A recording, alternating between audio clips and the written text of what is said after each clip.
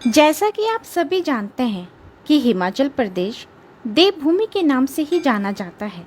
इसका मुख्य कारण यहाँ पर स्थित सैकड़ों मंदिर हैं।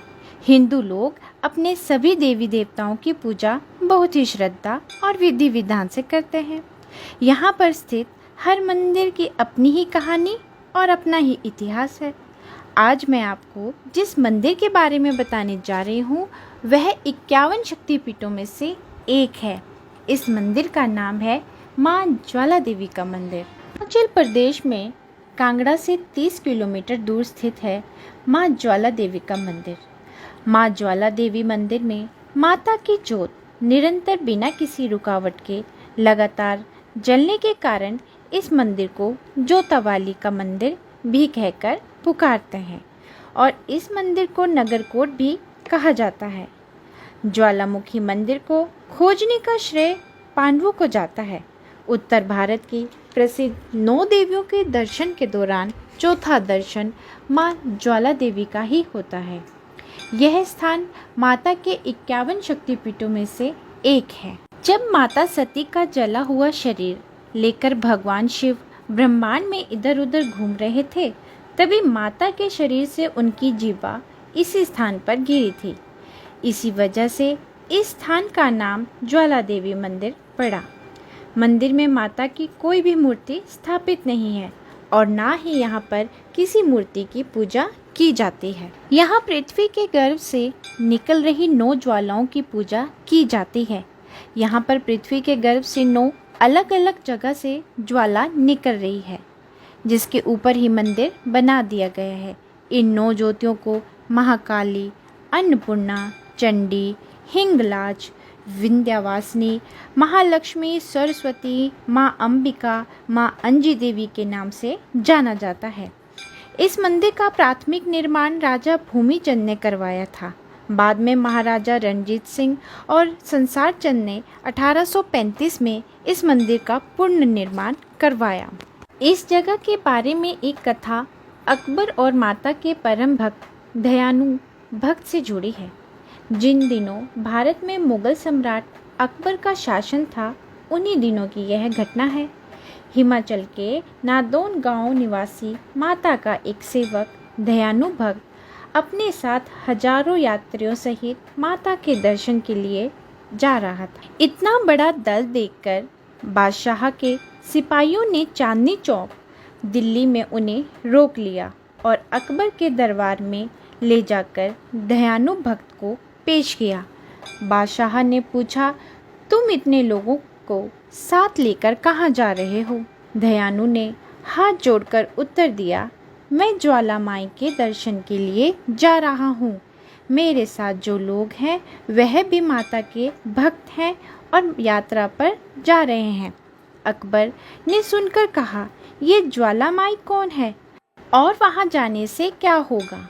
दयानु भक्त ने उत्तर दिया, महाराज, ज्वाला माई संसार का पालन करने वाली माता है। वह भक्तों को सच्चे हृदय से की गई प्रार्थनाएं स्वीकार करती हैं। उनका प्रताप ऐसा है कि उनके स्थान पर बिना तेल बाती के ज्योति जलती रहती है। हम लोग प्रतिवर्ष उनके दर्शन के लिए जाते हैं। अकबर ने कहा, अगर तुम्हारी बंदगी पाक है तो देवी माता जरूर तुम्हारी इज्जत रखेगी। अगर वह तुम जैसे भक्तों का ख्याल ना रखे तो फिर तुम्हारी इबादत का क्या फ़ायदा? या तो वह देवी ही यकीन के काबिल नहीं या फिर तुम्हारी इबादत झूठी है।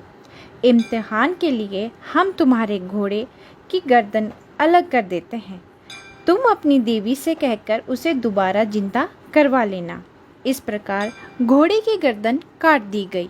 दयानु भक्त ने कोई उपाय न देखकर बादशाह से 1 माह की अवधि तक घोड़े के सिर व धड़ को सुरक्षित रखने की प्रार्थना की। अकबर ने दयानु भक्त की बात मान ली और उसे यात्रा करने की अनुमति भी मिल गई। बादशाह से विदा होकर दयानु भक्त अपने साथियों के साथ माता के दरबार में जा पहुंचा। स्नान पूजन आदि करने के बाद रात भर जागरण किया। सुबह आरती के समय हाथ जोड़कर दयानु भक्त ने प्रार्थना की, हे मातेश्वरी, आप अंतर्यामी है। बादशाह मेरी भक्ति की परीक्षा ले रहा है। मेरी लाज रखना, मेरे घोड़े को अपनी कृपा व शक्ति से जीवित कर देना। कहते हैं कि अपने भक्त की लाज रखते हुए माँ ने घोड़े को फिर से जिंदा कर दिया। यह सब कुछ देखकर बादशाह अकबर हैरान हो गया। उसकी अपनी सेना बुलाई और खुद मंदिर की तरफ चल पड़ा। वहां पहुंचकर फिर उसके मन में शंका हुई। उसने अपनी सेना से मंदिर में पानी डलवाने को कहा, लेकिन माता की ज्वाला को वो नहीं बुझा पाया। जाकर उसे माँ की महिमा का यकीन हुआ और उसने 50 किलो सोने का छत्र चढ़ाया, लेकिन माता ने वह छत्र कबूल नहीं किया और छत्र गिरकर किसी अन्य पदार्थ में परिवर्तित हो गया और आज भी यह छत्र वहां पर मौजूद है। प्राचीन काल में माँ के एक बहुत ही प्रिय भक्त थे, गुरु गोरखनाथ जी, जो माँ की पूजा अर्चना बहुत ही विधि विधान से और दिल से करते थे।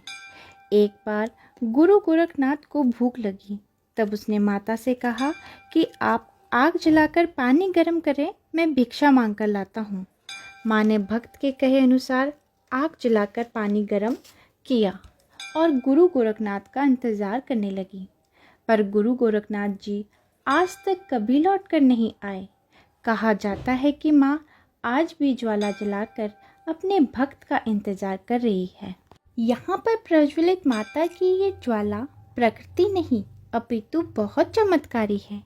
माता के मंदिर के ऊपर जाने पर गुरु गोरखनाथ जी का मंदिर है, जिसे गोरख डिब्बी के नाम से जाना जाता है। कहते हैं यहाँ गुरु गोरखनाथ जी पधारे थे और कई चमत्कार किए।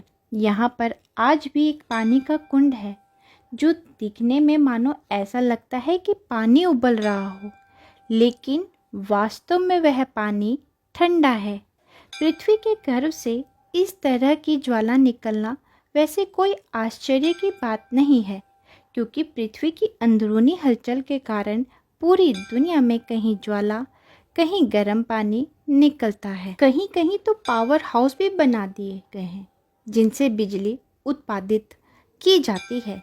लेकिन यहाँ पर ज्वाला प्राकृतिक ना होकर चमत्कारी है, क्योंकि अंग्रेजी काल में अंग्रेजों ने अपनी तरफ से पूरा जोर लगा दिया कि जमीन के अंदर से निकलती ऊर्जा का इस्तेमाल किया जाए, लेकिन लाख कोशिश करने पर भी वे इस ऊर्जा को नहीं ढूंढ पाए।